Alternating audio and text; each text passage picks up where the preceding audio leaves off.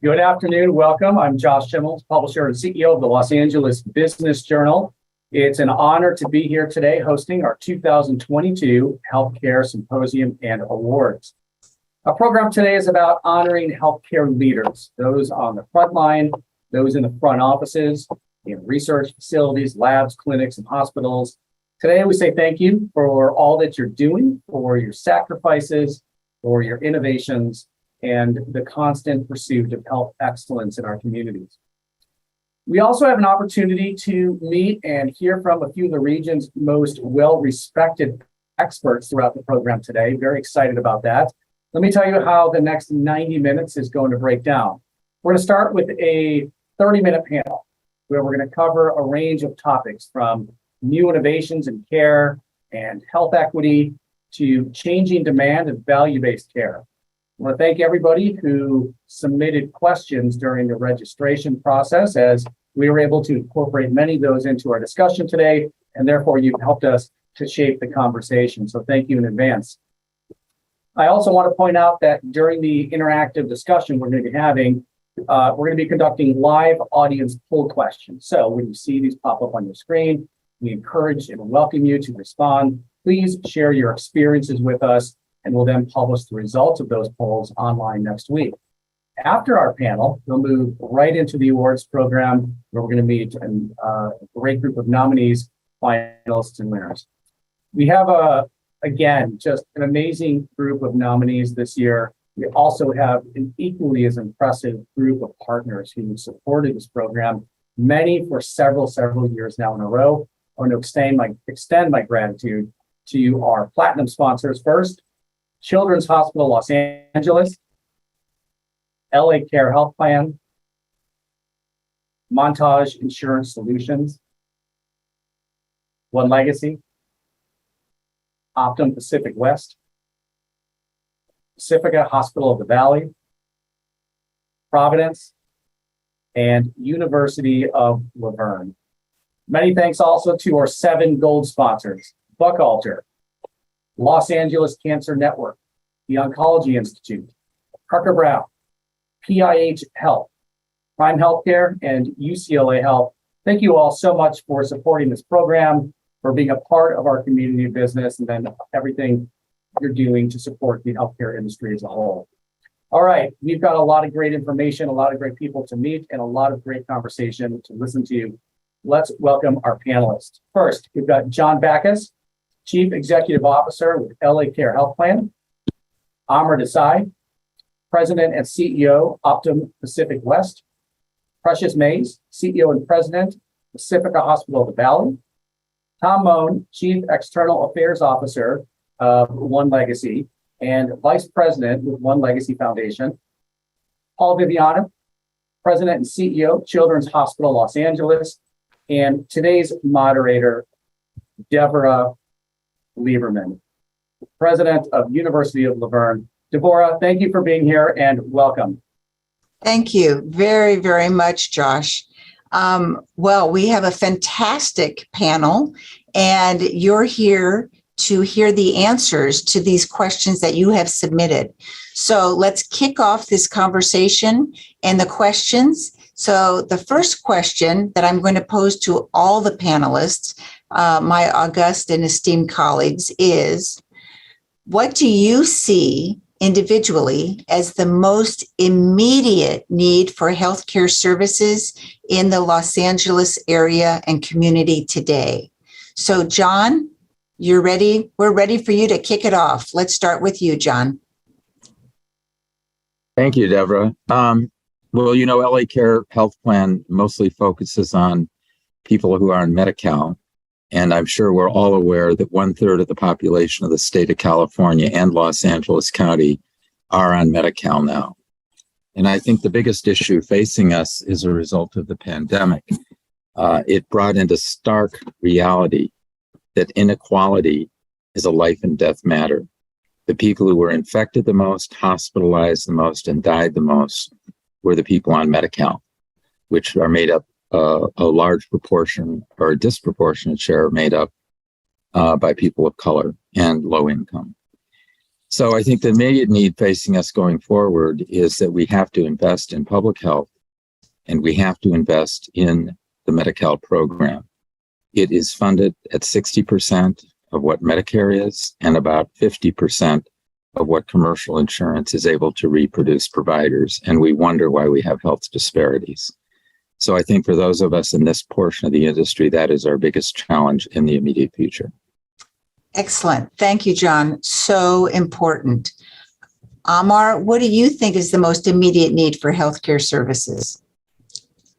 Thanks very much, Deborah. I think that access and affordability are the two issues in healthcare, both in Los Angeles County as well as nationally, that are critical to address. And in many ways, they go hand in hand in a number of ways.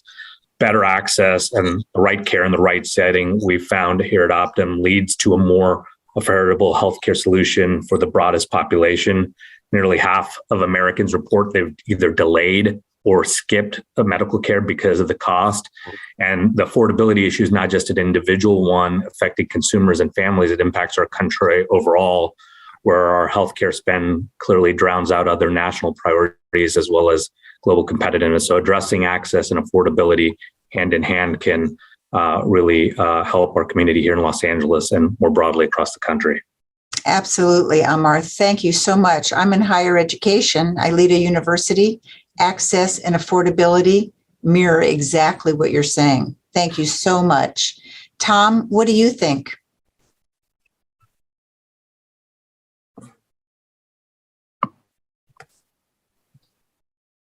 Tom, you may be on mute. Sorry about that. Yeah, what we've learned, I think, is parallel to what the others have already shared, that, One Legacy serves a 7-county region that's made up of 70% persons of color, as we know, and 50% of them are first and second generation immigrant households. It means that addressing diversity in every aspect of our work is paramount. It begins with recruiting staff, including our ambassadors, embajadores, who mirror the communities we serve, and then working hard every day to earn the trust of each family in every community out there by sharing the real world examples of the power of donation to help save and heal lives. But by doing this, we're able to provide donor families with the comfort of finding some good from a terrible loss of a loved one. And this is true on a personal level when meeting with a family in an ICU in a moment of grief, but also as important on a community level in a broader sense, we earn the trust across all communities. Our goal in our day-to-day job is increasing donor registration and obviously transplantation. But this is the exact same trust that we've all had to earn as we've looked to things like COVID vaccination and trying to earn and maintain that trust. In our case, we share these stories through DMVs, consulates, schools, community events on the local level. And then on the very large scale, we sponsor the Donate Life float in the Rose Parade every year. 1.5 billion people see that, try to share this message of welcoming people and ensuring people everyone has access. Down to one of our more creative undertakings is working with the Donate Life Hollywood, which shares tries to break down the myths and earn the trust of people. At the end of the day, access and in this time is all the more critical than ever, and it starts with earning trust. Excellent. Each person is building on the one prior, a consistent message. Thank you so much, Tom. Paul, your thoughts on the immediate needs.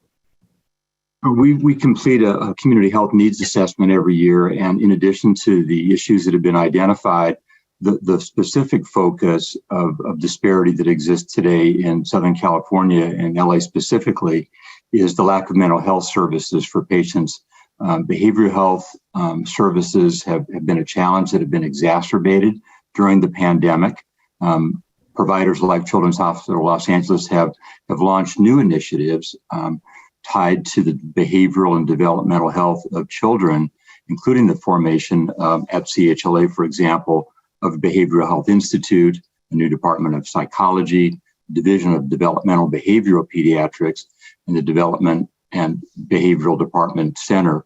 So these programs have been identified and implemented to address the very substantial growing need of behavioral, mental health, and emotional health of our youth in our community, adding to the challenges that exist for Medi-Cal beneficiaries and adding to the access and affordability issues that have been identified previously today.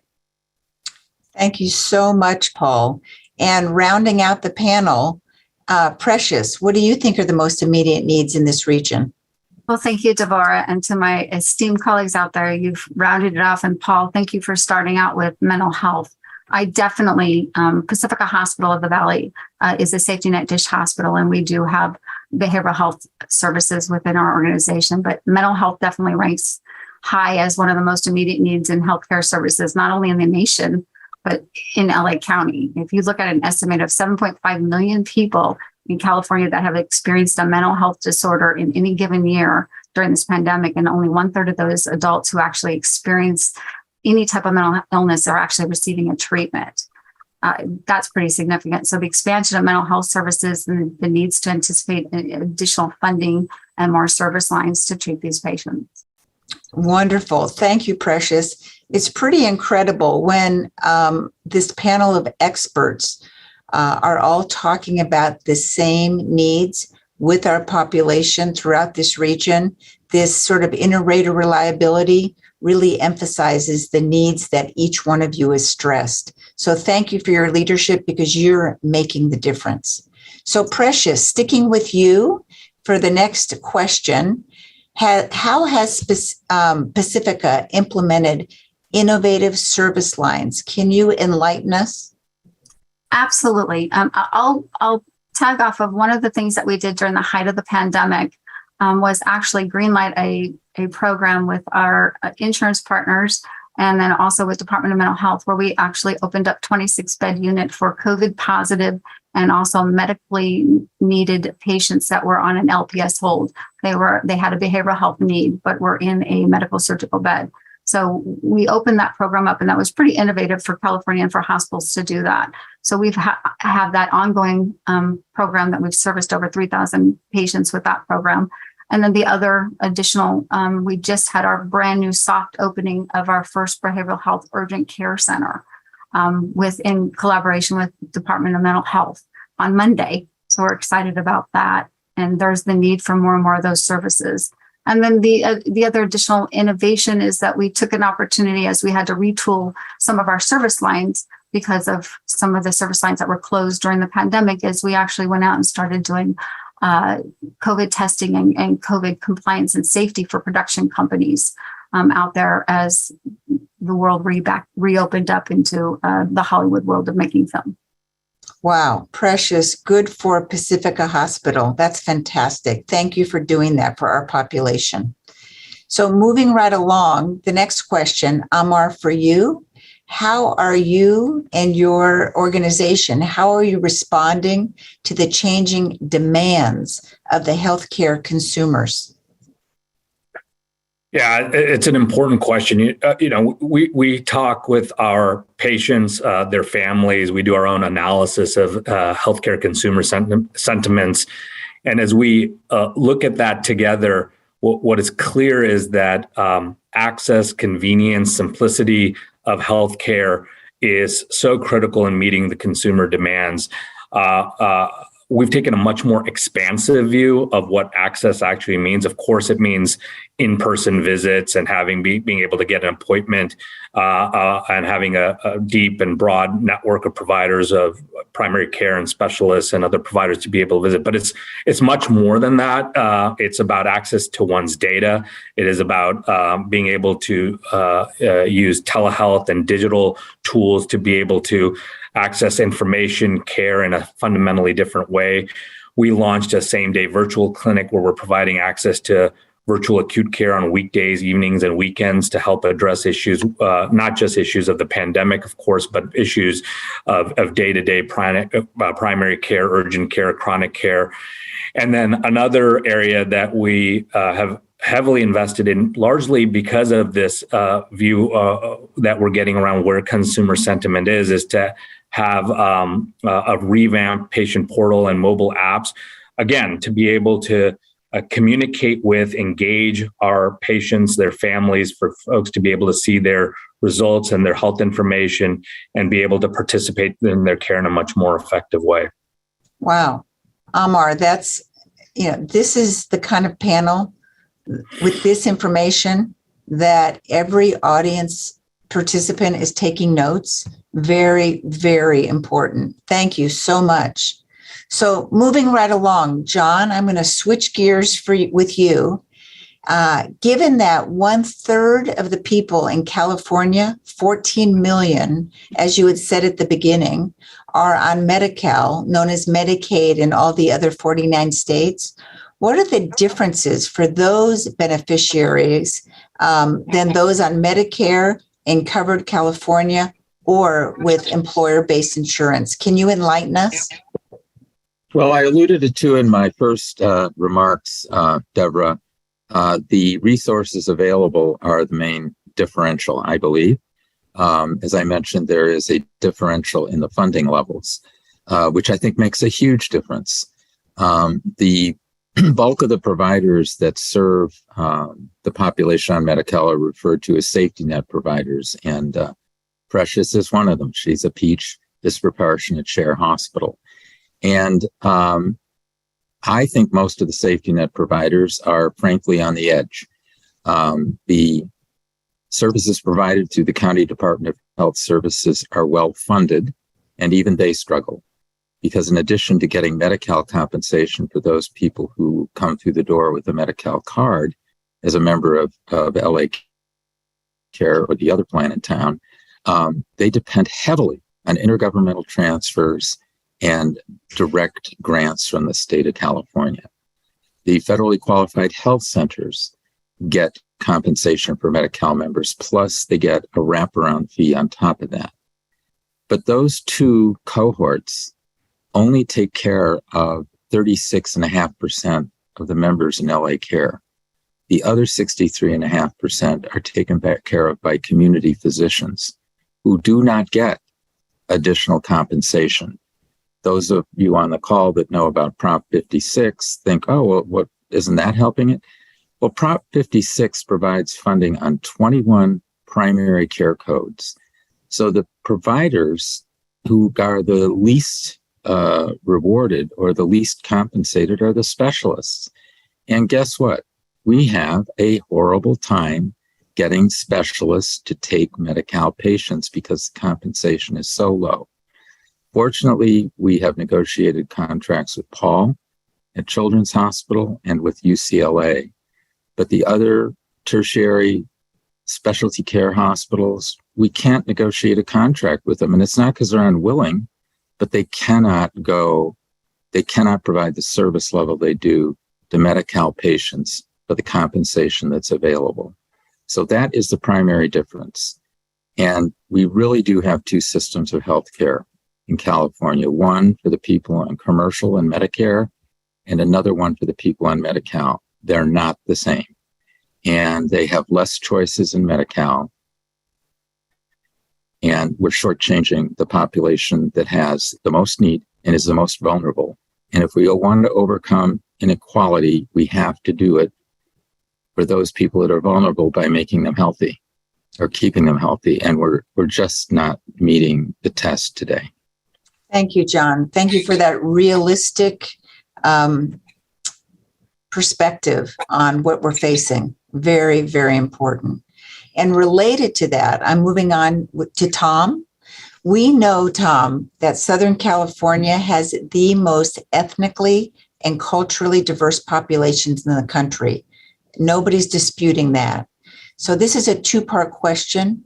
How does this, what I just said about the ethnicity and the cultural diversity, how does this affect organ donation? And what is One Legacy doing to connect with many of our diverse communities?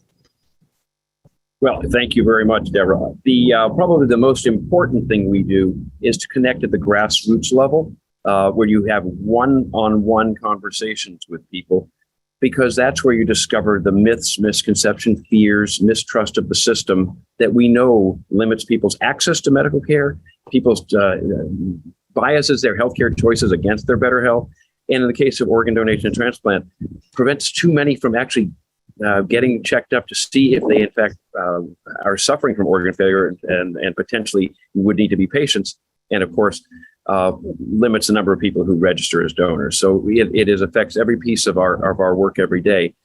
And while we will not get to all 20 million people who live in this 7-county region that One Legacy serves on a one-on-one basis, having moments of those conversations with people, especially people of color who have benefited from donation transplantation, have had their lives saved and healed, or have been able to have the opportunity to make something good come from their tragic loss by giving the gift of life and discovering that they have a gratitude for having been able to do that.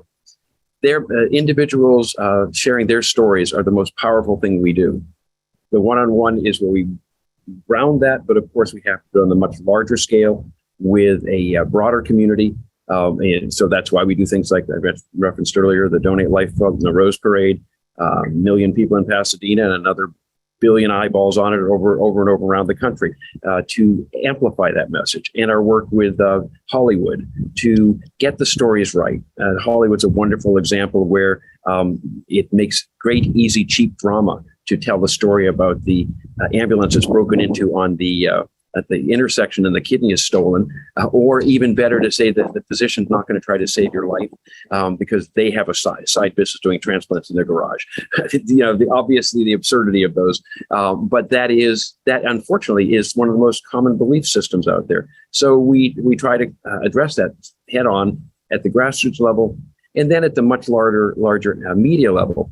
And the interface there, the thing that really makes this work, is connecting with leaders, community leaders, cultural leaders, political leaders, and religious leaders in the many communities that we serve. If we look at the 140 some odd languages and dialects in LA Unified School District as an example, there's a lot of communities. And the importance, sorry for the background, the importance of making those connections with leadership is they open people's hearts and minds in their communities and transfer some of their trust to us. And I think that's something we all benefit from in healthcare, is when we find our connection with community leaders who already have trust that we can build on and help improve the health status of everyone here, of all communities. Great. Thank you so much, Tom. Paul, I'm going to come to you and I'm going to ask you 2 questions, and you can combine them or separate them as you'd like. We know that you believe healthcare advocacy for underserved pediatric populations is vital to your mission. So the first question is, what can hospitals advocate for in the future? And the follow-up question, you can combine if you would like, is how is the hospital's role in the community? Can you discuss it and why it's critical for healthcare organizations to be committed to community impact? So advocacy for the future and committed to community impact. Well, thank you. And we all share the obligation and the privilege of being advocates for healthcare access for the entire community. One of our most important elements of advocacy work for Children's Hospital Los Angeles, and for all of us who are in the arena of providing healthcare services to children, is to make sure that children with complex healthcare needs have access to experts who can give them the best possible care. Thankfully, California has a model program known as CCS, California Children's Services, that serves the state's most medically fragile pediatric population, including children with conditions like cancer, diabetes, and congenital heart defects. CCS provides diagnosis, treatments, and medical case management to about 200,000 children statewide under the age of 21. These are children with very specific and special health care needs, including all those who are enrolled in Medi-Cal who are low income and or expect to pay over 20% of the family income on medical expenses for the child. Again, the most severely ill children are in the CCS program. As you would expect, Children's Hospital Los Angeles is the largest provider of CCS services from throughout the state. And one of our top priorities for the next legislative session is to ensure that the medically complex patients continue to have access to the CCS program statewide, and to advocate for its continued efficiency and sustainability. So the sustainability of this program, as many things that are involved at the state level, is always under threat. There's always the possibility that funding will be relocated or moved or diminished to providers in this program. And so advocating for this is especially important for all of us involved in caring for children here in Los Angeles and throughout the state. Thank you so much, Paul. Coming into our final questions, Amar, we hear about value-based care delivery and that model. How do you think that model is redefining healthcare? Yeah, I think one can't really talk about value-based care without at least juxtaposing a little bit to traditional fee-for-service models that have existed for many decades now. What we know empirically is fee-for-service is very transaction-oriented, can exacerbate fragmentation, oftentimes leads to overutilization. And what we have found within value-based models and within Optum California, what that's meant is a change in both the funding model, how healthcare is paid for, and delivery model changes, and both have to occur. In California, that means risk arrangements or capitation payments.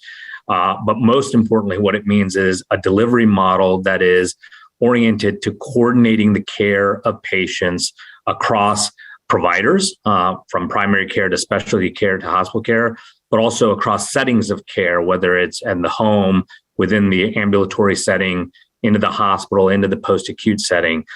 For us, value-based care has been the mechanism by which we've been able to broaden access to a greater segment of the population.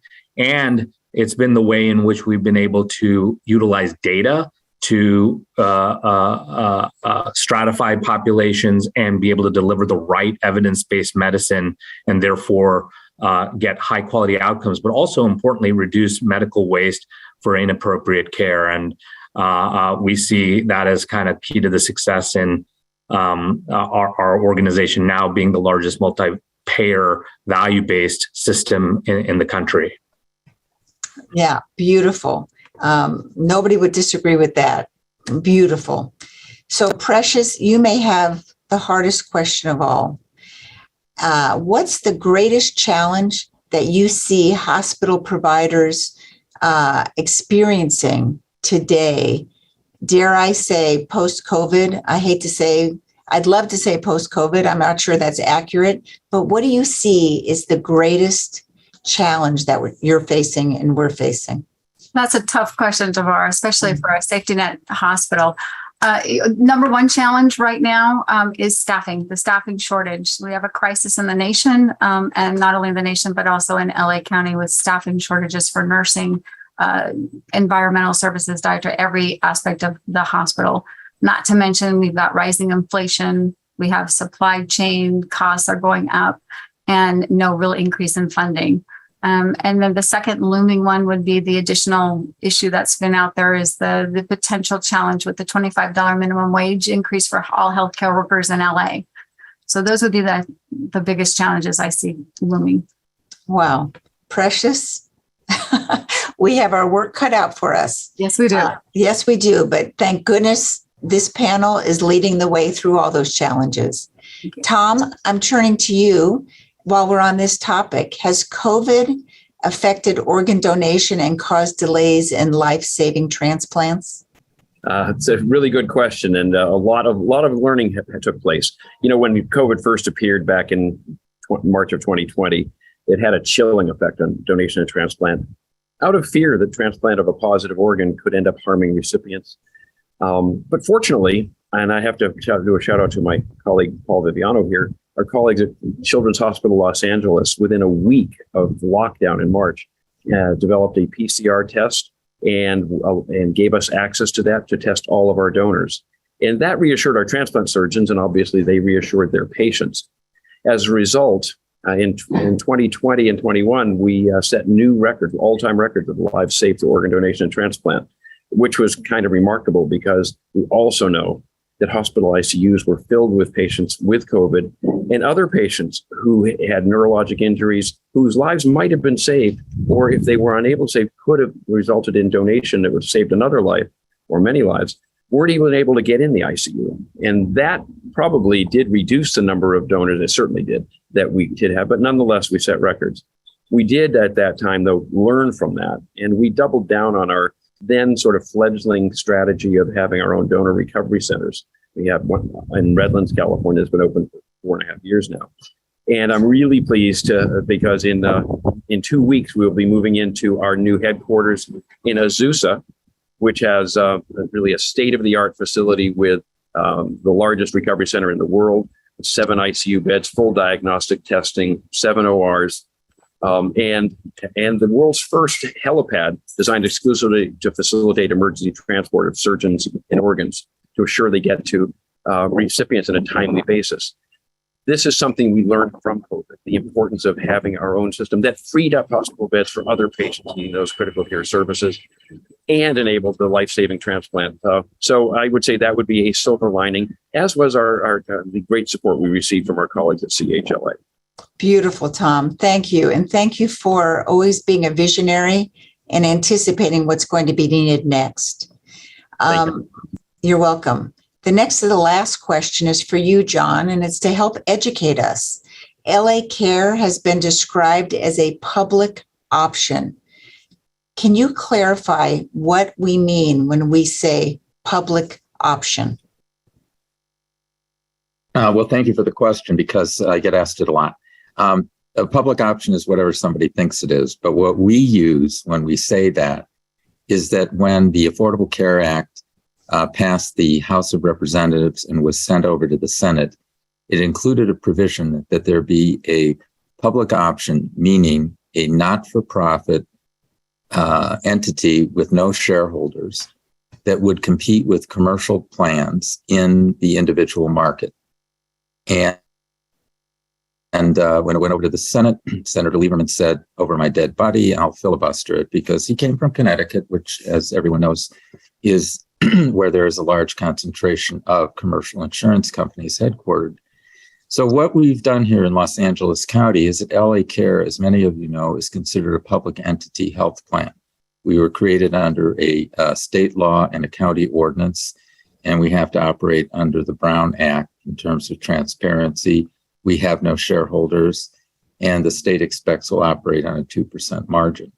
We entered the individual market here in California, the only one of the public entity plans that did, in 2014. And what's happened over those years is that we have produced the lowest price option on the plan in all metal tiers. And as a result, over the years, the plans have reduced their premiums. So that I think what we're demonstrating is that, yes, a public entity can compete against commercial plans. And under that definition, we have to compete without any special subsidies. We do not get any pass on the requirements. We have to go out and build a network of providers that will accept the reimbursement we offer. So we are competing on equal terms with those commercial plans. It also, because we're a Medi-Cal plan, it's provided an opportunity for Medi-Cal beneficiaries who lose coverage through Medi-Cal because their income goes above the ceiling.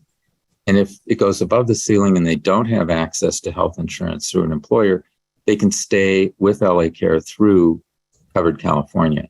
Likewise, if someone joins through Covered California and they lose their job or their income falls and they qualify for Medi-Cal, they can stay with LA Care on Medi-Cal. And over the 7 or 8 years we've been in it, there have been about 40,000 people who have made that transition back and forth.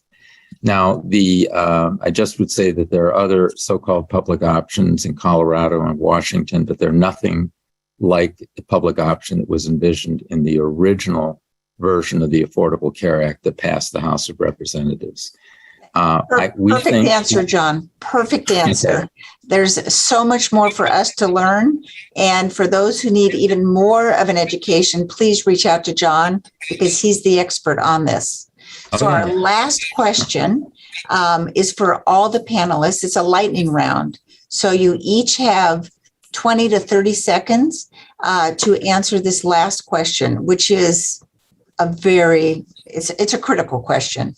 What is the one most important thing, that healthcare providers and insurers can do to ensure equity, access, and outcomes for our patients? Not an easy question and not an easy answer. The most critical thing that we can do. Let's start with you, Paul. So no doubt our next generation of medical clinicians needs to be more diverse and to reflect the community that we all serve.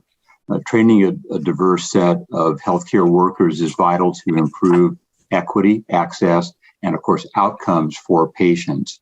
At Children's Hospital Los Angeles, we have one of the largest training programs for medical residents and fellows in the United States for pediatrics, and one of the largest nurse training programs in the US as well.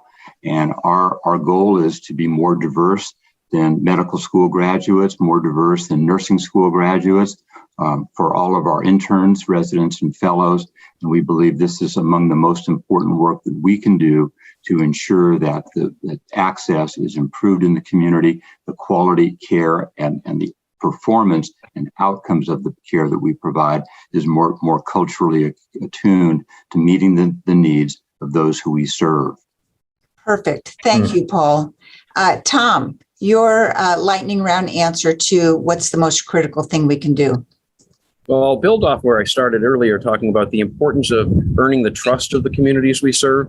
If people do not trust in the medical system, they are going to stay away from it until it is too late. We have to do that at the very personal level, but we have to do it at the institutional level. And then we need to have the systems that perform for them. And that starts with funding that makes it possible for them to get access. Thank you very much, Tom. Amar, your thoughts? Well, first of all, I couldn't agree more with Paul's comments around workforce and having our staff and care teams reflect their communities. What I might add to that is access and what I'd call the consistent and equitable and application of evidence-based medicine to all communities, regardless of race, color, creed, really doing what we know is right in terms of clinical medicine and applying it in a consistent way across our populations. Beautiful. Thank you so much, Amar. Precious, your thought? Thank you. A couple of things from the provider and the interns is doing more collaboration so that we are able to come up with more collaborative programming and specialties, and we're doing it together and we're not isolated in silos. And then to enable more access to greater care, especially with a reopening community or safety net hospitals that have been closed. However, making sure that the funding matches that and that they have the ability to actually be solvent and move forward so that these folks that can actually have the access that they deserve. Beautiful, Precious. Thank you so much. And wrapping the cleanup batter, John, what is your thought? Well, I would agree with all the things my colleagues said and add transparency. There is no reason for any of us to hide behind proprietary information as we address the challenges. We have got to share what we know, share what works, and get over ourselves. That's a beautiful way to close this out. I want to thank the entire panel. You are the leaders for today and for the future. We all learned a great deal from you. And as the president of the University of Laverne, which is 35 miles east of Los Angeles, and the most diverse private not-for-profit institution in the state of California, 131 years old, we listened to the kinds of things that you're talking about, and we opened a new college, the College of Health and Community Wellbeing, and it's to educate and graduate the health professionals that each one of you are talking about. So higher education and healthcare professionals, I encourage us all to work together to create those pathways and pipelines for what you need in your health care provision organizations. So thank you, panelists. And Josh, I turn this back over to you. Thank you so much, Deborah. And I want to thank the entire panel. We really do appreciate you sharing your insights, your predictions in some cases, your thoughts, your expertise, and of course, thank you for all that you do. All right, well, it's time now to celebrate the very best the region has to offer. And I can tell you up front, again, that it's an impressive group this year. We're going to start off with our 6 individual awards, and then we're going to announce 10 awards for organizations. We're going to announce finalists and then name an honoree in each category. Before we announce our first category, let's take a look at the nominees in the individual award categories. Here they are.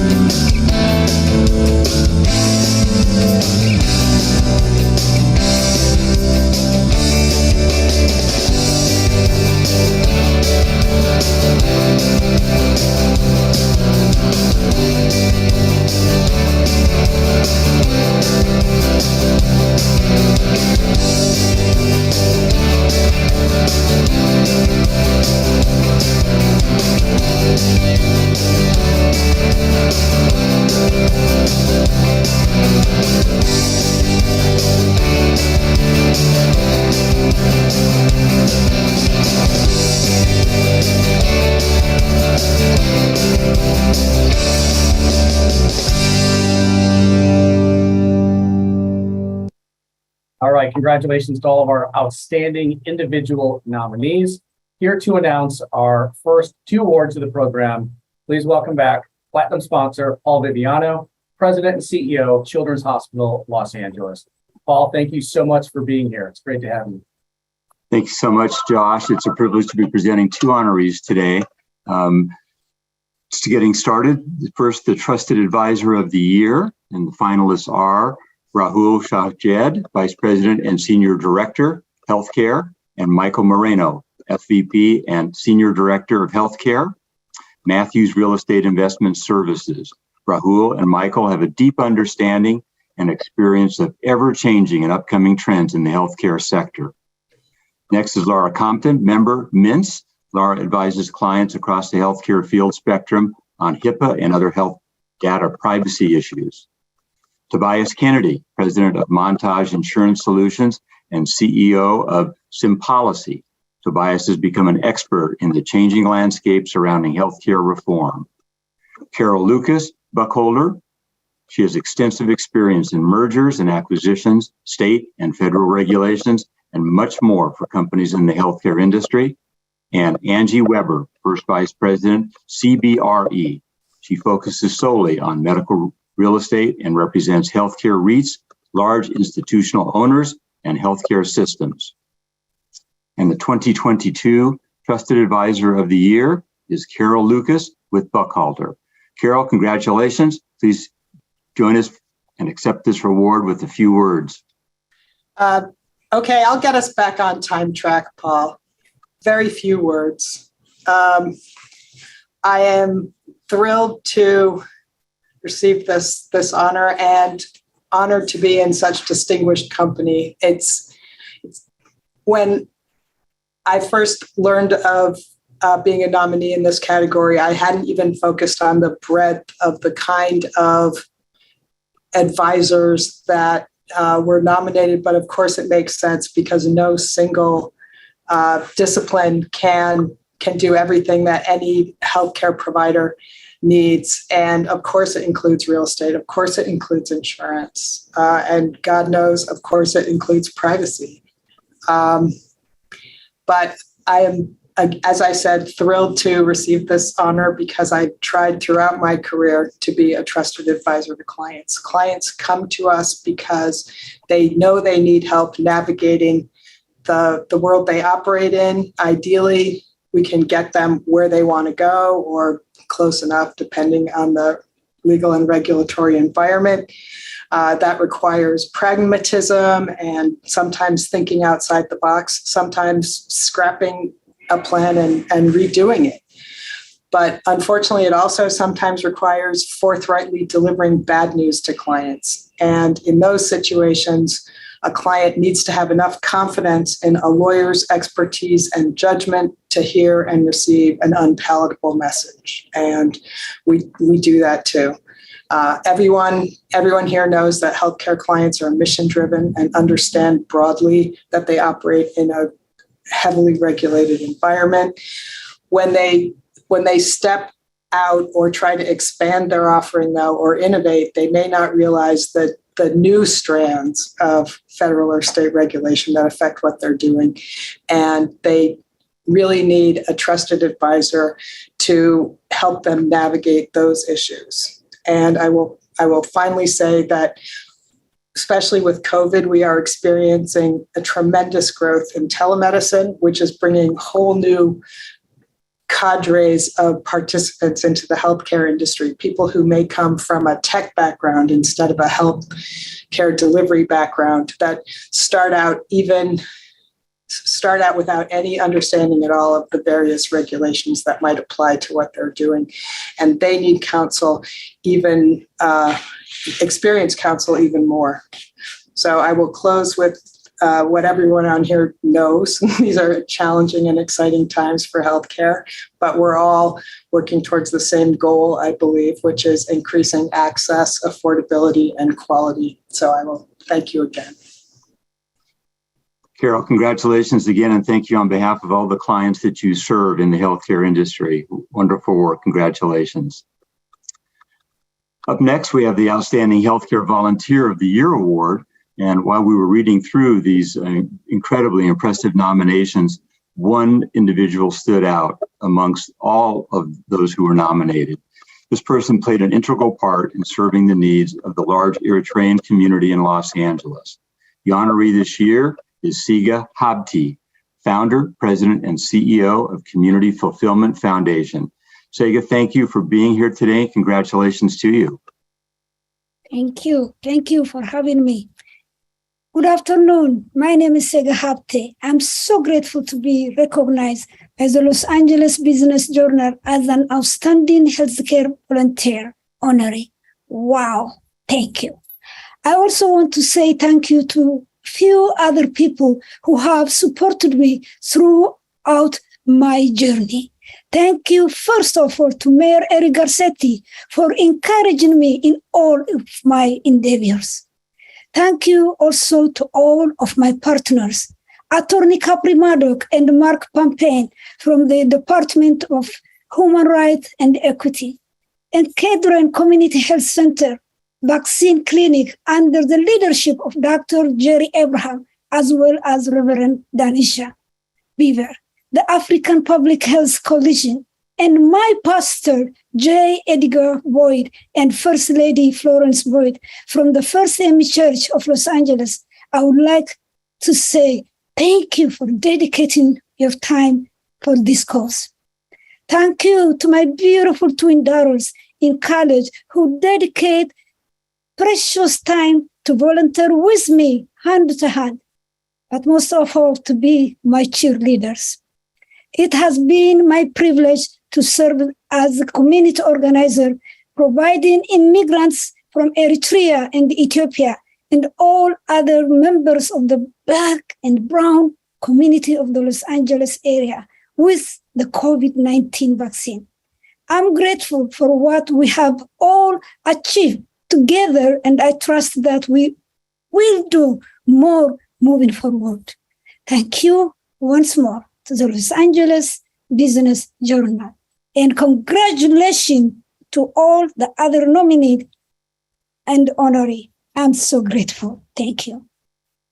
Congratulations, Siga. Thank you for all that you do in the community. And thank you, Paul, for your partnership and for announcing our first two winners. All right, to announce our next two award categories, I'd like to welcome Platinum sponsor, Toby Kennedy, president of Montage Insurance Solutions, and CEO of Symposium. Toby, welcome, and also congratulations on being a finalist in the previous first category. Yeah, thank you so much for having me. Also, really tough slot to go into. Sega, what a beautiful speech. So I'm struggling to follow you. I thought that was really, really sweet and kind words. So I work as the president of Montage Insurance Solutions, the CEO of Some Policy Insurance Solutions, and we are commercial insurance consultants, both on not only the property and casualty, so the workers' comp side, but more specifically in the employee benefits realm. So really doing everything we can to shepherd folks through what everyone has talked about is a semi-convoluted healthcare system. And, you know, our role is extremely important. And I think that what we would probably say is our biggest differentiator is that we try to have the most unique mix of a high insurance acumen, a high insurance IQ, with an incredibly high commitment to customer service and to assisting folks throughout their kind of medical journey. So that's a little bit about us. Our next category is the Outstanding Healthcare Innovator. And the finalists are Kareen Karmi, CEO, co-founder of Origin. Under her leadership, Origin has seen tremendous growth since its launch in 2020, opening 5 clinics, including 2 in Los Angeles. Ari Kelshatin, President and CEO, Executive Mental Health. He spearheaded the development of neuropsychological evaluations, clinical psychological interventions, and forensic mental health evaluation services at EMH. Omkar Kulnari, Chief Digital Transformation Officer and Chief Innovation Officer, Children's Hospital Los Angeles. Thanks to his efforts, CHLA is currently the only children's hospital with a virtual rooming experience for telehealth visits and in-person appointments. Sarah Litvac, CEO of Behavioral Health Center of Excellence. Sarah is dedicated to the mission of ensuring and encouraging safe, effective, equitable, patient-centered healthcare. And David Osborne, Chief Technical Officer, Acutis Biotherapeutics. David led the development of Iligard, Clovex Spray, Metrogel 1%, and 15 general topical products. And our Outstanding Healthcare Innovator honoree is Kareen Karmi with Origin. Kareen is with us today. Kareen, we would like to invite you to say a few words. Thank you so much, Toby. And thank you so much for this incredible honor, especially among this prestigious group. And as an LA native, this means particularly a lot for me. For those of you who are not aware, Origin is a women's health company based here in Los Angeles. And the problem we're solving is unfortunately very common, but often overlooked by the healthcare system. Today in the United States, 1 in 3 adult women experience pelvic floor dysfunction. And that could be anything from pelvic pain, incontinence, prolapse, painful sex. And these issues impact women through every stage of life, in our 20s, through pregnancy and menopause. Unfortunately, we only have about 5,000 pelvic floor therapists across the country today. So like many industries, we're experiencing a huge dearth in expertise. And our mission is to increase access to this life-changing care and hopefully change the need that many women have to get these unnecessary surgeries later in life. So really grateful for this opportunity. If you don't know you have a pelvic floor, everyone listening today does have one, men included. So encourage you to learn about this important part of our bodies that unfortunately have been stigmatized or overlooked, especially in today's climate. So thank you again, and excited to continue to expand here in LA with actually many of the folks in this room as our partners. Thank you for being here, Kareen. And what a great mission. Up next, we have Hospital Executive of the Year. The finalists are Robert Sherry, Chief Medical and Quality Officer, Incident Commander for the COVID-19 pandemic response, UCLA Health. He has worked to develop collaborative approaches to quality and value management and improvement for all. Deborah Fields, Executive Vice President, Chief Transformation Officer, City of Hope. Under her leadership, City of Hope is redesigning cancer care with an eye toward improving access and delivering an integrated model of care. Laura Corey, Executive Vice President, Chief Strategy and Transformation Officer, Children's Hospital Los Angeles. Laura helped lead initiatives to establish a volunteer program to engage with the East Hollywood neighborhood and other local communities. Felipe Osnoro, Chief Office of Performance and Transformation, Keck Medicine of USC. This past year, Osnoro has overseen efforts to launch a gender-affirming program for Keck Medicine. And Dr. Glenn Pasquale, Director of Nursing, Kaiser Permanente, West Los Angeles. He promoted inpatient quality, evidence-based programs that increase staff, patient, and family satisfaction. The Hospital Executive of the Year honoree is Deborah Fields with the City of Hope. Deborah's here with us today. Deborah, congratulations. Thank you so much. I want to add my thanks to those of the other honorees, to LABJ for hosting these Healthcare Leadership Awards and recognizing the important work that everyone across the healthcare industry does to serve patients and families. I also want to acknowledge my co-nominees for this award. It's an honor to share this recognition with such an esteemed and impactful group of leaders. It's a big privilege for me to serve as an executive leader at City of Hope, an over 100-year-old organization that has touched millions of lives through groundbreaking scientific discovery and the provision of leading-edge care. I have the joy of working every day with a tireless, innovative team of leaders across what is now a national organization, aiming our best energy at democratizing cancer care to ensure that all cancer patients, wherever they are, have equal access to highly personalized, innovative care. I'm proud to share that just 3 days ago on Monday, we opened our second academic campus in Irvine, and the first patients were welcomed to the City of Hope Orange County Lennar Foundation Cancer Center. And most importantly, I want to close by acknowledging all of our staff at City of Hope, our clinicians and our researchers, each and every one of whom contribute day in and day out in a unique way to serving patients and families and to eliminating cancer and diabetes. They all share this recognition with me today. Thank you. Congratulations, Deborah, and thank you so much, Toby. All right, to announce our final two of the individual awards, I'd like to welcome back Deborah Lieberman. Deborah, thank you for being here again. I think you're still on mute.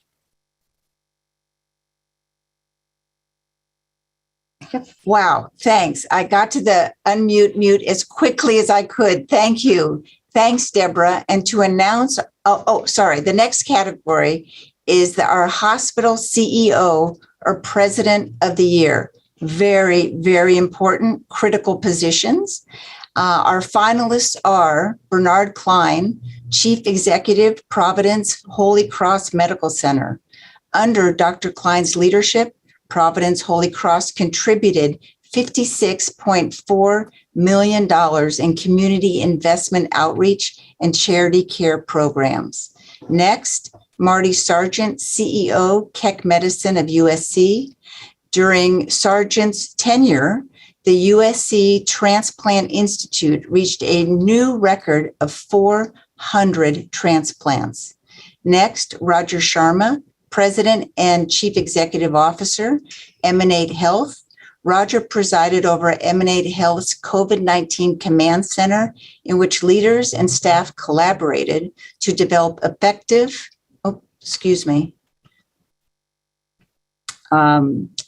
responses to the pandemic. Robert Stone, President and CEO of City of Hope. His leadership in advancing innovative treatments and ensuring access has earned City of Hope a reputation as a national leader in cancer care. And finally, Paul Viviano, President and Chief Executive Officer, Children's Hospital, Los Angeles. He prompts the organization as a community he prompts the organization and also promotes the organization to serve as a community leader in communicating accurate information to healthcare providers and community members. And the 2022 Hospital CEO or President of the Year award goes to none other than Marty Sargent, the CEO of Keck Medicine of USC. Marty's here with us today. We're very fortunate. Marty, please come off mute and join us with your acceptance remarks.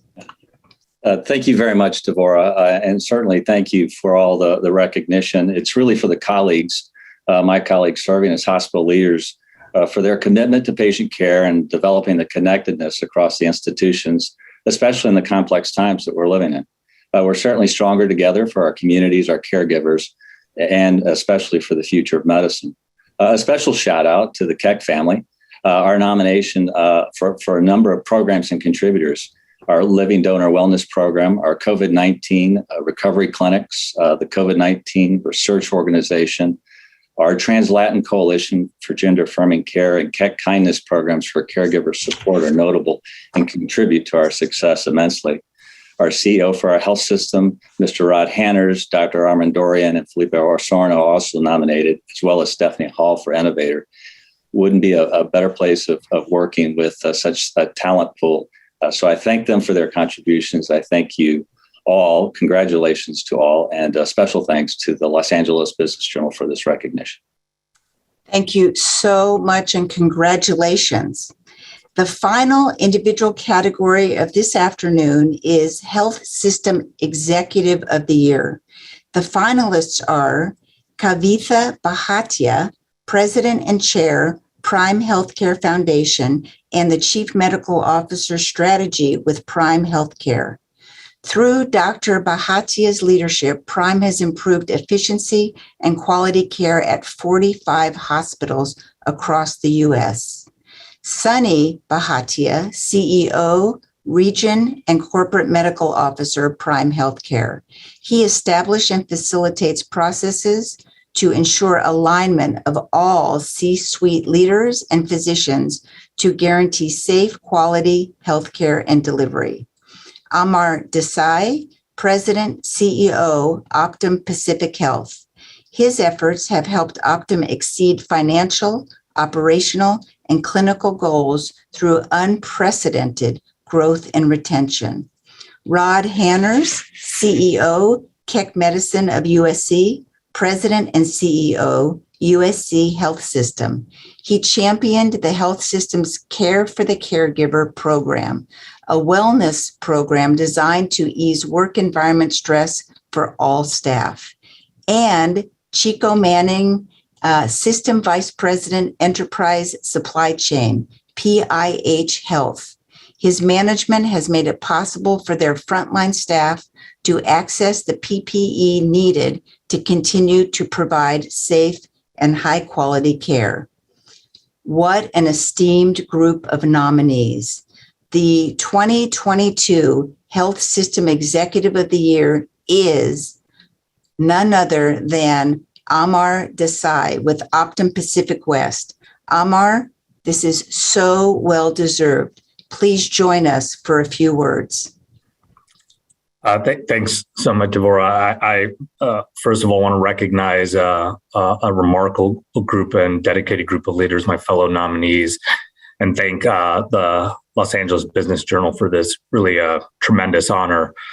I also have to thank my family, my wife Priya, and my 3 daughters, and really my absolutely fantastic leadership team and our 15,000 plus team members and physicians who really inspire me every day with their commitment and compassion to our patients. At Optum Pacific West, our mission has been to become the trusted partner in health and do that by creating a really deeply compassionate workforce that's creating really convenient and high quality experiences for our patients. And I started my career as an internist and nephrologist and saw firsthand the challenges of a profoundly fragmented system, especially for those most vulnerable, like dialysis patients and those who suffer from chronic kidney disease. And since then, I've certainly been an advocate for value-based care systems, an advocate for payment reform, and really couldn't believe more deeply about the importance of coordinating medical, behavioral, social services to achieve the best outcomes on behalf of patients. So this award means so much to me. It's a reflection of what our teams accomplished together across Optum Pacific West. As I said earlier, we are really trying to build the future, and that in our mind is a multi-payer, value-based care delivery organization. And this award is really a reflection of that work. So thank you again. My deep appreciation to the LA Business Journal for this award, and thank you very much. Congratulations, Amar. Maybe everyone can join me in a quick virtual round of applause for all of our individual award category finalists and honorees. All right, now we're going to move into the organization awards, where we'll be announcing award winners in 10 different categories. So let's now take a look at all of the nominees for organizational healthcare excellence. Here they are.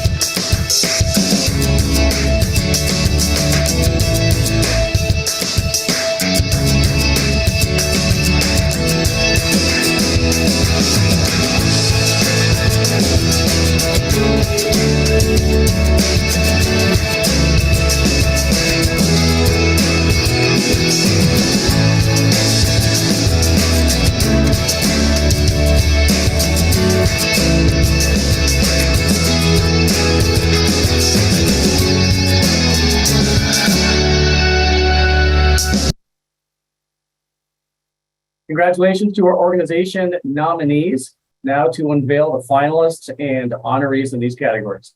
To announce our first two categories, I'd like to welcome back Platinum sponsor Amar Desai, President and CEO of Optum Pacific West. Amar, welcome back. Congratulations on your award as well. Thanks very much, Josh. It is a privilege to announce two of our awards.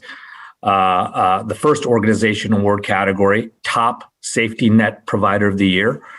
The finalists are Adventist Health White Memorial, who's put together a community outreach effort to encourage the community to get vaccinated and stay protected against COVID-19.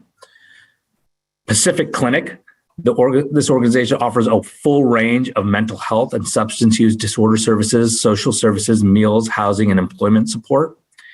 And Pacifica Hospital of the Valley, a 231-bed safety net hospital located in Los Angeles County and serving over 13 zip codes.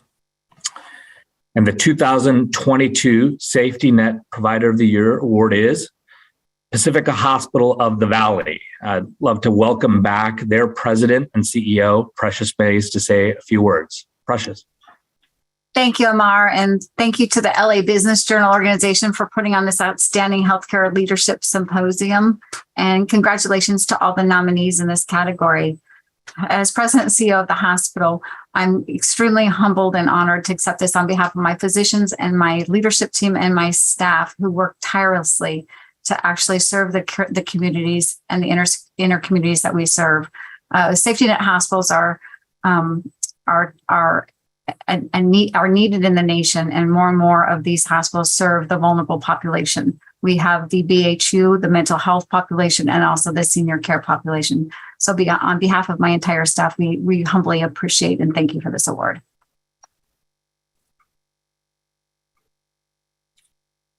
Thank you very much, Precious, and congratulations. Up next is the Best Home Care Program. The finalists for this category are 24-hour home care, providing reputable in-home care for over 13 years, serving some of the most vulnerable populations, seniors, and individuals with disabilities. Second, nominee is Kaiser Permanente. Their telehealth program allowed nearly 22,000 Southern California COVID-19 patients to recover at home. And last but not least, PIH Health Home Health. They offer remote patient monitoring to collect and analyze patients' physiological data directly from the home. And the best home care program honoree is PIH Health Home Care. Joining us today is Shelley Necke, Vice President of Post-Acute Care Services with PIH Health. Shelley, welcome. Thank you, Amar, so much for that introduction. I'd like to thank the Los Angeles Business Journal and all of the other nominees for this award, which I'm pleased to accept on behalf of PIH Home Health. PIH Health is a nonprofit healthcare network that serves 3.7 million residents in the greater Los Angeles area.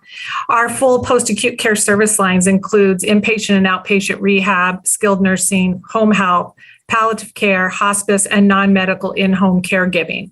Our home health service line proudly serves approximately 6,000 patients annually, providing skilled nursing therapy, therapy services, and social worker in patients' residents all across LA.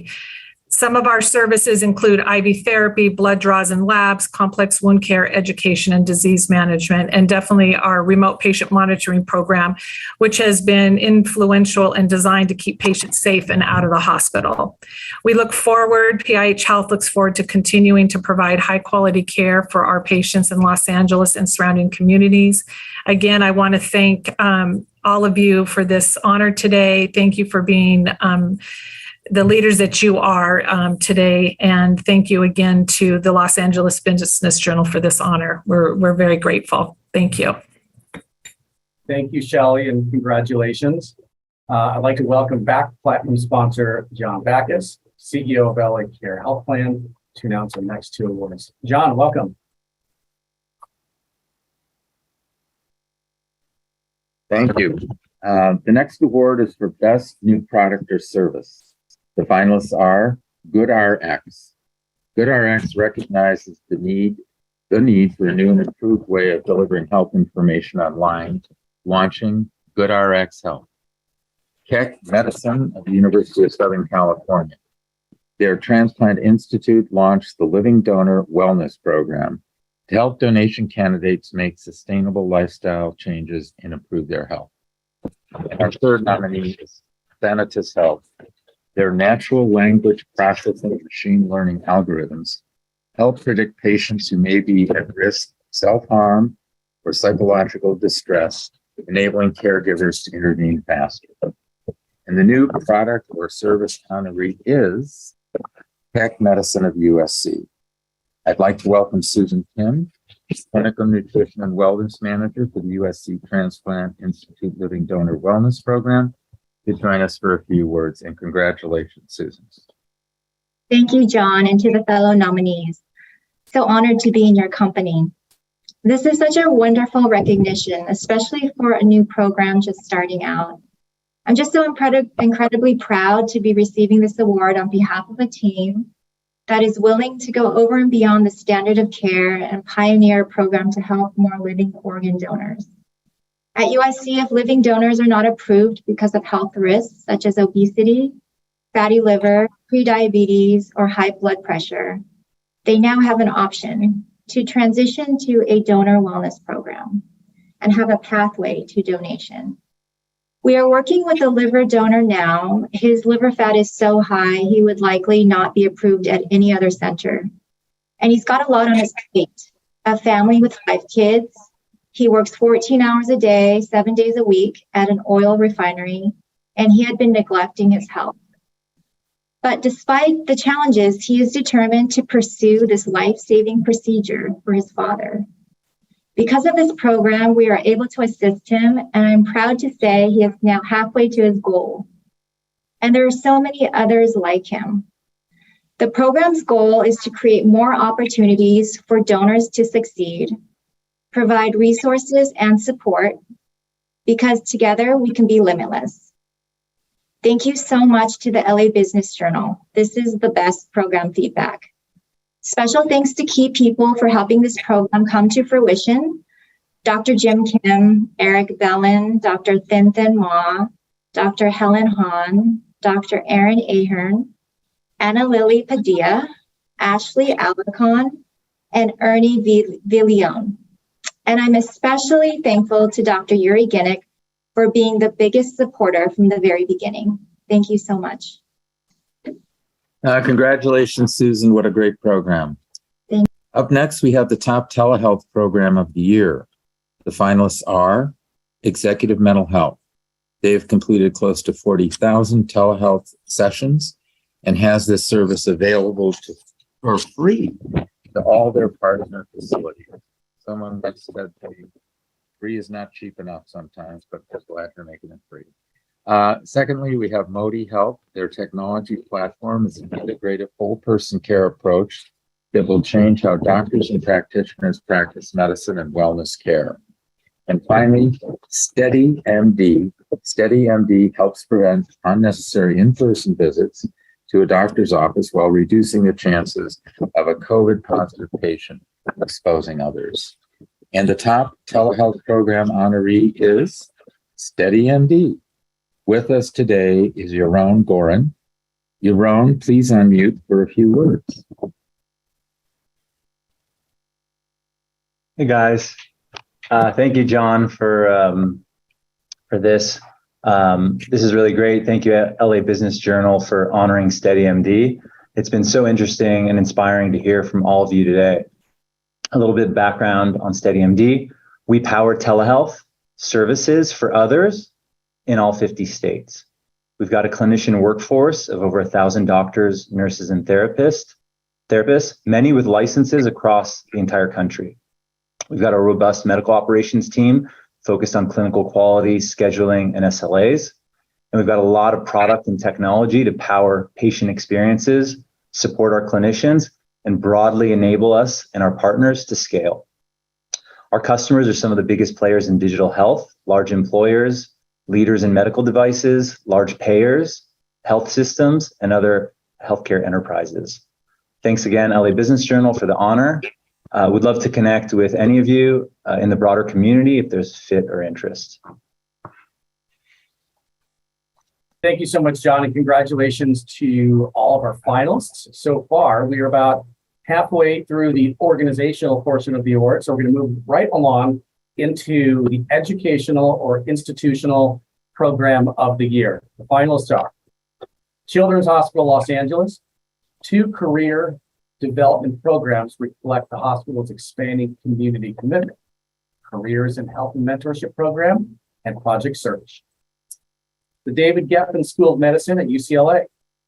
They adopted an initiative called the Cultural North Star that helps build an inclusive, mission-driven culture by mapping decisions, actions, and interactions to a shared framework. Kaiser Permanente. With high demand for COVID-19 testing and a shortage of test supplies, they quickly established a test kit assembly center at their Pasadena regional headquarters. The educational or institutional program of the year honoree is David Geffen School of Medicine at UCLA. With us today is Dr. Stephen Dubinet, interim dean with the David Geffen School of Medicine at UCLA. Dr. Dubinet, welcome. Thanks for being here. Well, thank you to the Los Angeles Business Journal for this honor and the panelists for today's fascinating roundtable discussion. I also want to recognize our fellow nominees for all of the great work that they do. It's an honor to accept this award for Educational Program of the Year on behalf of the faculty, staff, trainees, and students of the David Geffen School of Medicine at UCLA. We're a community of problem solvers, of caregivers, innovators, and lifelong learners. And we have a caring mission to heal by delivering leading edge patient care, research, education, and especially community engagement. We're educating and training physicians across the spectrum of physician education, from medical student all the way through postgraduate medical training in primary and specialty care. But we also engage Los Angeles high school students and undergraduates and interest them in the fascinating aspects of medicine. Among our highest priorities is engendering a welcoming environment that emphasizes equity, diversity, and inclusion. And we aspire to educate a workforce that reflects the diversity of the Los Angeles community. And I'm pleased to say we're on our way. One example is our first year medical school class this year, 45% underrepresented in medicine, and 41% first-time college graduates in their families. Our educational programs are really designed to evolve with advances in medicine, so our trainees gather the best from our faculty and clinical experiences required to address the problems of our community.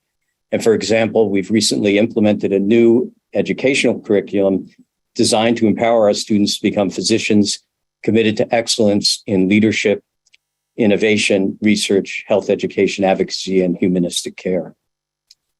I want to especially thank Dr. Clarence Braddock, our Vice Dean for Education, who leads the curriculum redesign, and my colleagues in UCLA Health Leadership, UCLA Vice Chancellor for Health Sciences, John Mazziata, and UCLA Health President, Janice Spiso.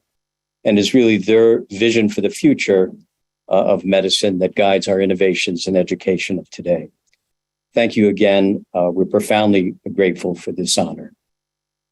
Congratulations to UCLA Health and the David Geffen School of Medicine. All right, our next category is for outstanding community outreach. Our finalists are Anthem Blue Cross. When the economic crisis ravaged communities, Anthem responded by distributing millions of supplies, including healthy food, gift cards, vouchers, and essential living supplies. Cedars-Sinai. Their Doses of Hope campaign focused on sharing vaccine and medical research information with Los Angeles's minority communities. Heal One World. As a nonprofit dedicated to providing holistic preventative health care, and they also turn away nobody due to lack of their ability to pay. And the Outstanding Community Outreach honoree for 2022 is Anthem Blue Cross. Les Ibarra, President of Anthem Blue Cross, is here with us today.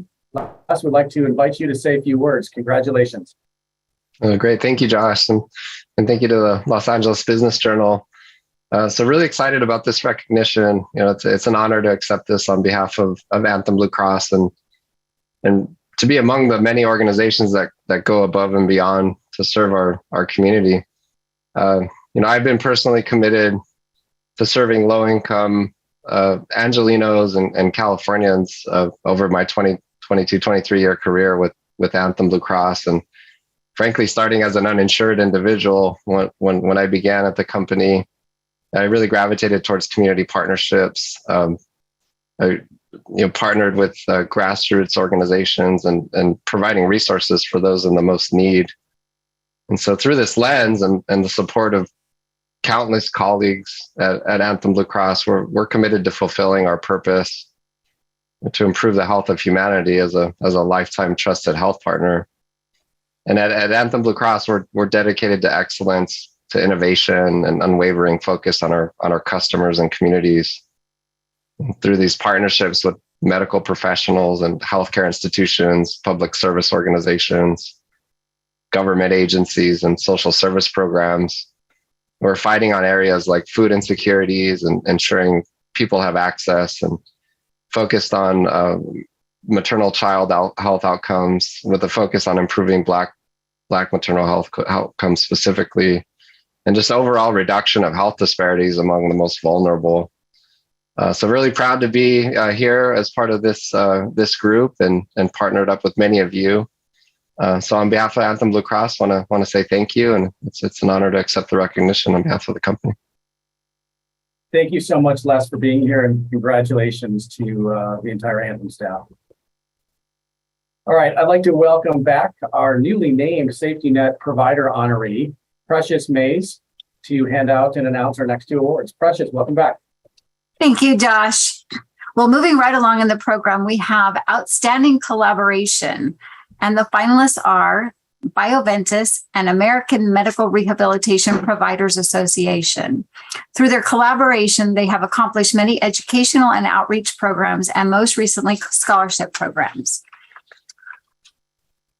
To Keck Medicine of USC and to Trans Latin Coalition. The collaboration will streamline the development of healthcare services that address the varied needs of the transgender, non-binary, and gender diverse community through a social, economic, and racial justice lens. And our next nominees are Stand Up to Cancer, Providence St. John's, Santa Monica, and UCLA Health.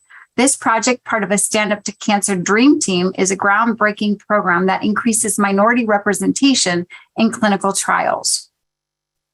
And the outstanding collaboration honoree is Stand Up to Cancer, Providence St. John's, Santa Monica, and UCLA Health. Joining us today is Stand Up Cancer's CEO, Russell Chu. Russell, thanks for being here. Thank you, Precious. Well, on behalf of everyone associated with Stand Up to Cancer's colorectal cancer health equity dream team, thank you so very much for this honor. Thanks to the funding from Providence and Exact Sciences, and in collaboration with Providence St. John's Health Center, St. John's Cancer Institute, and UCLA Health, we're working to improve colorectal cancer screening that's critically needed in South and East LA. 3 community organizations are key to our efforts there: Black Women for Wellness, Trap Medicine, and Corazon y Caracter. Colorectal cancer is the second most common cause of cancer-related death in American men and women combined. And screening rates in South and East LA are especially low. Yet colorectal cancer is beatable in 90% of cases when detected early, which is why the work of this team, under the leadership of Dr. Jennifer Haas, Dr. Folo May, and Dr. Anton Bilczek, is crucial to saving lives there. And collaboration across all institutions and with communities and patients is the hallmark of Stand Up to Cancer, and we are very proud to support this local collaboration. So we want to thank the LA Business Journal for this award, and more importantly, for the spotlight it brings to this life-saving effort. So thanks very much.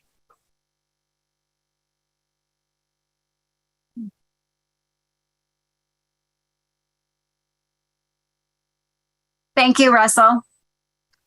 Now up next, I'm thrilled to announce the finalists for Community Clinic of the Year. The finalists are Los Angeles Cancer Network. Their mission is to provide unparalleled care to every patient that comes through their doors. The next finalist, Optum Hemet Clinic. They are a full-service clinic, pharmacy, and community center, making it easier for people to get the healthcare services they need in one location. Venice Family Clinic. The clinic provides integrated care by creating a one-stop health system that offers primary care, mental health services, vision care, dental services, and much more. Congratulations to the finalists. And the Community Clinic of the Year honoree is Optum Hemet Clinic. I'd like to welcome back Amar Desai, President and CEO of Optum Pacific West, to say a few words. Thank you so much, Precious. I want to congratulate and recognize our fellow nominees who are doing such incredibly important work in their communities.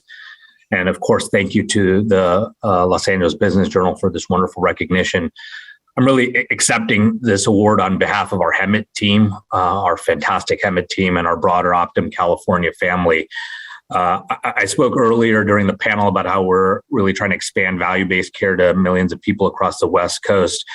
One thing that remains true, no matter how scaled or large an operation you aspire towards, is that care is deeply local. And as many of you know, the Inland Empire, Riverside, and San Bernardino counties have traditionally faced some significant healthcare access challenges. And the rural town of Hemet is actually designated as a health professional shortage area. And what we decided to do based on the need there, the truly unmet need there, was to put a clinic that really aligns with our model as well as the needs in that community, that addresses whole person care. We realized that the community needed much more than medical care. They needed full service, a full set of services that included primary care for children and adults, but also includes an on-site pharmacy, radiology services, laboratory services, a full-service gym, as well as a multi-purpose room to do health education and teaching. So it's a really unique clinic, one that I think makes a big difference within the Hemet community. And on behalf of Optum California, our providers and staff, I'd like to thank you all for this recognition. Thank you so much. Appreciate you being here. Congratulations. All right, we are down to our final 2 awards of the program. Next is our top COVID-19 Research Organization of the Year. The finalists are Kaiser Permanente, Department of Research and Evaluation. They've been on the forefront of clinical trials for treatment of COVID-19 since March of 2020, starting with the clinical trial for remdesivir. Keck Hospital of USC. They developed and implemented a new protocol to monitor and manage the care of liver and kidney transplant recipients who developed COVID-19. And Keck Medicine of USC, COVID Recovery Clinic. Recovery Clinic is a multidisciplinary program led by a team of physicians specializing in primary care, pulmonology, and physical therapy. And the top COVID-19 research organization is Keck Medicine of USC, COVID Recovery Clinic. Family medicine physician, Dr. Caitlin McCauley, is here with us today. Dr. McCauley, welcome. Congratulations. Thanks for being here. Thank you. I want to accept this award on behalf of the entire COVID-19 Recovery Clinic at Keck. And I really want to take some time to thank my department chair, Dr. Janai Robinson, who really coordinated with internal medicine and Dr. Prush Rao in pulmonology to come up with the idea for this clinic and then invite me into that space. I also want to thank our director of physical therapy, Dr. Yogi Matharu, who sees patients in clinic with us, as well as Laura Lee Evangelista, who's our licensed clinical social worker. I also want to thank Priya Gopinath, who was a former internal medicine physician with us. And I want to thank our clinic manager, Debbie Benitez, who really pulls the whole team together, as well as Nikos Carly, who's on the executive management side, who's really seen our vision from the beginning. And lastly, I want to thank the patients who, really are learning through all of this with long COVID with us. So thank you. Congratulations, Dr. McCauley. Thanks for being here. All right, we're down to our final award of the program. It's for Top Hospital or Medical Center of the Year. The finalists are Children's Hospital Los Angeles. This year, the institution contributed to 28 studies on COVID's effects on children, all designed to support the community and maximize community health. Keck Medical Center of USC. They created a gender-affirming program to provide quality health care in a safe and welcoming environment for those who are transgender, non-binary, or gender diverse. UCLA Health. This year, they launched their Homeless Healthcare Collaborative, which uses medically equipped vans to provide medical care of all types and referrals for housing and social services. And the 2022 Top Hospital or Medical Center of the Year is Children's Hospital Los Angeles. Please welcome back Paul Viviano, President and Chief Executive Officer of Children's Hospital. Welcome back. Congratulations, Paul. Thank you so much, Josh. And on behalf of the entire Children's Hospital Los Angeles family and community, I'd like to thank the Business Journal for this tremendous honor. And it is marvelous to be in such great company to those who serve the needs of the community. I'm deeply honored to represent our team, and it's an honor to accept this award on behalf of our entire team, who have dedicated their lives to improve the healthcare of the hundreds of thousands of infants, children, and young adults who we serve every year on the Children's Hospital Los Angeles campus and throughout our entire network throughout all of Southern California. It's wonderful when other people recognize the work of our team, and I know that our team will be especially thankful for this recognition, given the many challenges that COVID has created for all of us as providers of healthcare, both here in Southern California and across in the country. CHLA and the precious patients that we serve were not spared the significant impact of COVID-19. And as we learned today in our panel discussion, communities of color and those who live in poverty have been adversely impacted by this terrible pandemic, the largest public health care crisis of our lifetimes. But even in light of these tremendous pressures, our team throughout the CHLA network has stood strong and lived our mission of creating hope and building healthier futures for children, treating every family and every child that's referred to us in a very hopeful and compassionate way. We congratulate our team for being so resilient, for the life transformational work they do, the life-saving work that they do each and every day. And so as we think of our community, Children's Hospital Los Angeles continues to be committed to the health of our community. And for the last 12 years, CHLA has been ranked as the top children's hospital on the West Coast. And of course, has the largest footprint of providers as well on the West Coast. We have more than 350 funded physician scientists who spend their time developing new treatments and new cures for childhood diseases and working on innovations to improve care at the bedside. And as referenced earlier, we have one of the largest teaching and training programs for both physicians and nurses in pediatrics in the entire country. And we share the enthusiasm of all of our nominees today to serving the needs of our community. We are devoted to providing every child the best care that they can possibly receive at CHLA. So again, on behalf of everyone at Children's Hospital Los Angeles, I'm proud to accept this award. Thank you so much for your consideration. It's been an inspiring day, and I recognize and congratulate all of you who meet the needs of our community. Thank you, Josh. Paul, congratulations to your entire team at Children's Hospital Los Angeles. I second your comments. Just an inspiring, amazing day. I want to thank our panelists again for their contributions and for sharing their insight with us. I want to congratulate every single nominee that we named today on the video, all of our finalists, all of our honorees. Thank you all for keeping our entire community as safe as you possibly can, and we entrust you. So congratulations. Thank you all for being here. I do want to remind you that Monday's print and digital versions of the Business Journal will highlight this event. You'll be able to read a little bit more about each of our finalists in there and then our winners. If there's other folks that you think would benefit from this program, there is a recorded version that's going to be available on our website, labusinessjournal.com, in the next day or so. So feel free to send that out. I want to thank you all again for being here, being a part of this, and looking forward to hosting you next year, knock on wood, hopefully in person. Until then, please stay safe.